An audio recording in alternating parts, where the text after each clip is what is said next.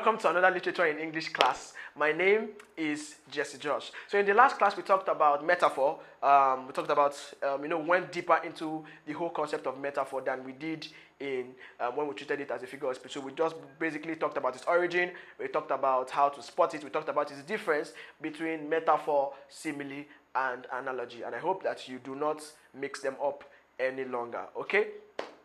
So basically in today's class, we're going to be talking about the types of metaphor, okay? Now, there are a lot of materials everywhere as to the types of metaphor, because I told you metaphor is really broad, really broad, and a lot of scholars have tried to bring out different types of metaphor. I'm going to give you basically six types of metaphor that you would come across,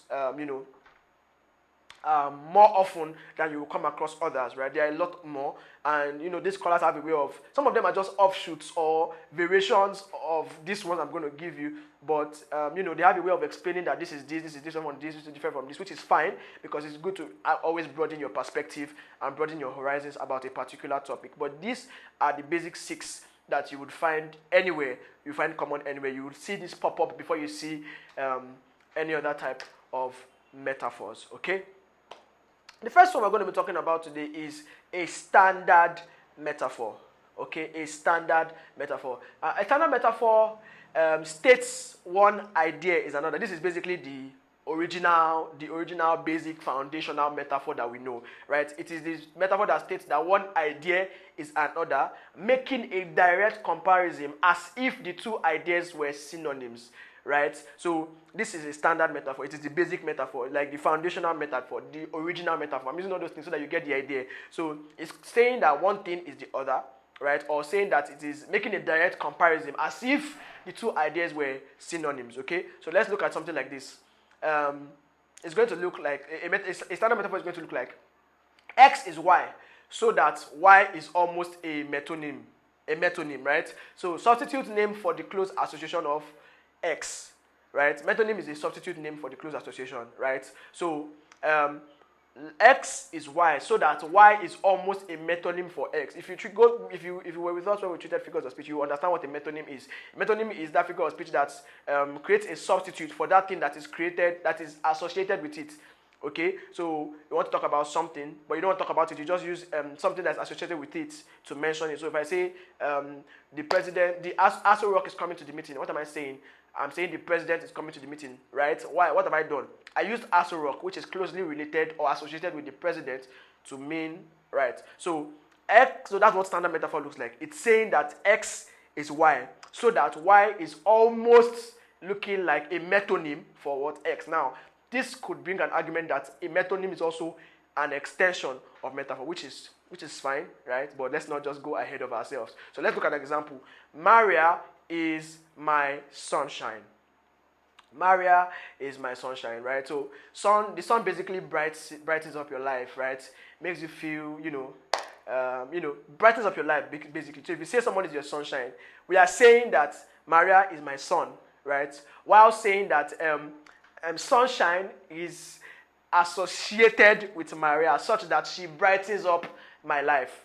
Do you get the idea? So Maria is directly called sunshine. Of course, she is not sunshine, right? She cannot be, right? But the reader has to, or the others has to understand that Maria is as important to me or to the writer's life as sunshine is. Okay, so that's basically what standard metaphor is about.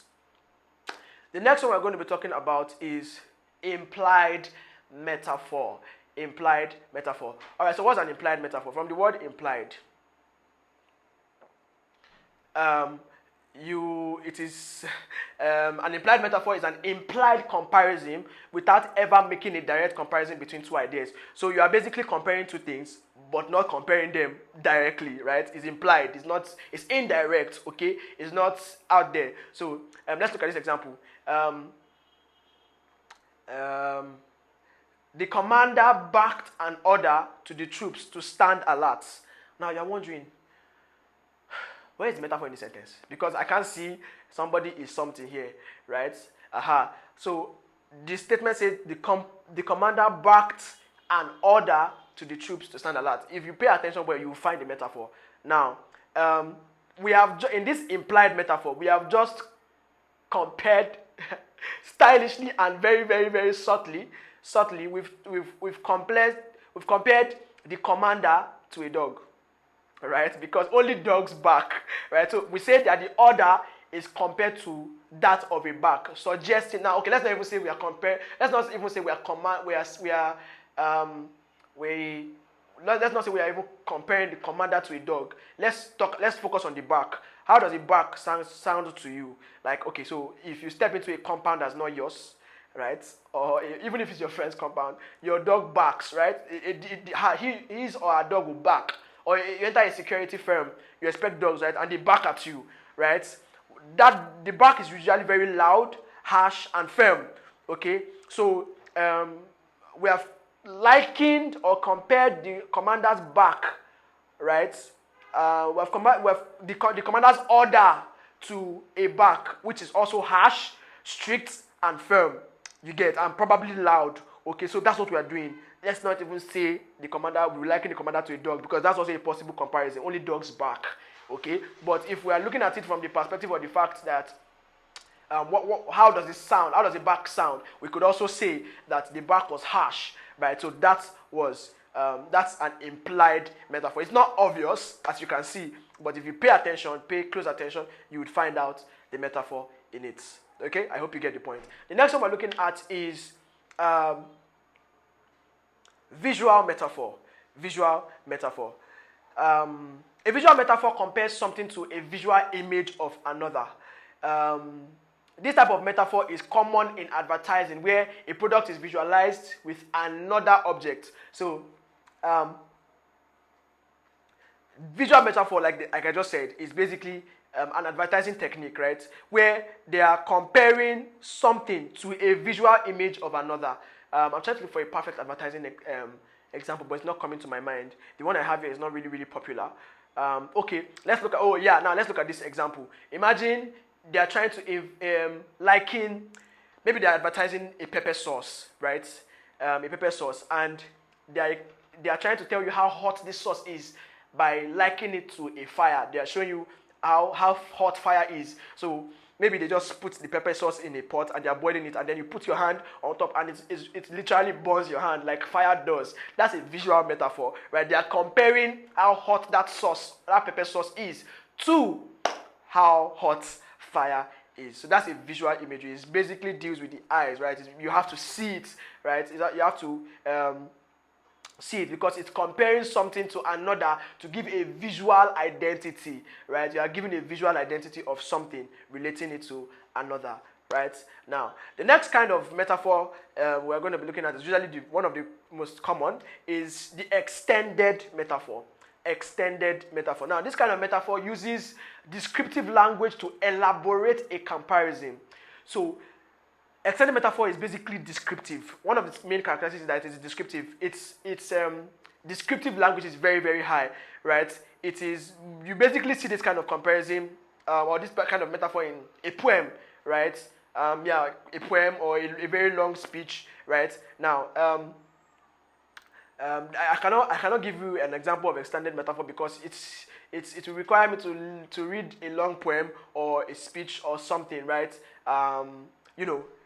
You get, but extended metaphor basically is very, very descriptive. It's very, very descriptive language to, elaborate a comparison. Let's look at some of the examples you hear, which you may not be familiar with, but you started by taking a snackable piece from your cheese block, right? A snackable piece from your cheese block. So imagine you have a plate of cheese, right? Now, and you take out of it, right? Now, that taking out of it is basically, if you liken it to an extended metaphor, it's like taking your own part of the work, right? Or taking your own part of your responsibility, right? That's an extended metaphor, right? You use something that you do on a daily basis to, describe or compare an action, right? So basically, that's what an extended metaphor is. The next one we're going to be looking at is the mixed metaphor. Now, this mixed metaphor, as the name implies, is combination of two commonly used metaphors, right? So, you have something like, let's get all our ducks on the same page. Let's get all our ducks on the same page. Now look at it. Now, get on the same page and get our ducks, they are both metaphors. If you're very familiar with metaphors, you know that to get on the same page means to to be on to have the same opinion. To get our ducks in a row means to line up, say almost basically the same thing. So when you mix metaphors like that together in one sentence, basically, or usually in one long in a group of speeches or in a group of sentences, they are called mixed metaphors. You are taking two different metaphors, right, almost meaning the same thing, and putting them together. They are both called, or that concept is called metaphor, right? The last one we're going to be looking at today is dead metaphor.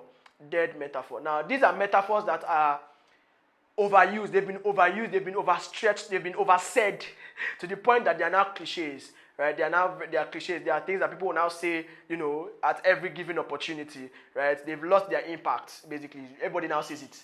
That's why it's called dead metaphor. So let's look at an example. Heart of gold and plenty more fish in the sea. So she has a heart of gold, right? Now, when you say somebody has a heart of gold, you basically know what the person is saying. That's a direct metaphor, right? She has a heart of gold. She's comparing her heart to gold, right? And you say plenty more fish in the sea. It means more stuff for you, more, more, I don't know how to put it, but you get the point, right? So heart of gold and plenty more fish, even though they are metaphors, they've been overused and overstretched and oversaid that everybody now is now basically a cliche. That brings us to the end of metaphor. So I've kept my promise on, treating metaphor as an extended, in a broader view, right? Much more than just a type or an example of figure of speech. Okay, so this is a broader, more comprehensive view of what metaphor is about. Let's go over what we talked about. Okay, brought from the last class. Please, if you have not watched the last videos, I please implore you that you go and watch the videos. You probably get a better understanding of what we are treating now if you watch what we treated before. Alright, so we treated metaphor, we talked about its definition, we talked about its origin, we talked about its difference between simile and analogy, we talked about how to spot metaphors, right? You should really watch that video. And now in this class, we talked about the types of metaphor. We talked about standard metaphor, the implied metaphor, the mixed metaphor, the dead metaphor, and there's one other one, the extended metaphor. So those are the basic 6 types of metaphors that we have. And I hope this class has been informative. If you have questions, if you have comments, if you find any other metaphor that you think we should treat that is not just a different grammar from what I just said already, just bring it up in your comment section and it will be taken up. I'll see you in the next class. Thank you.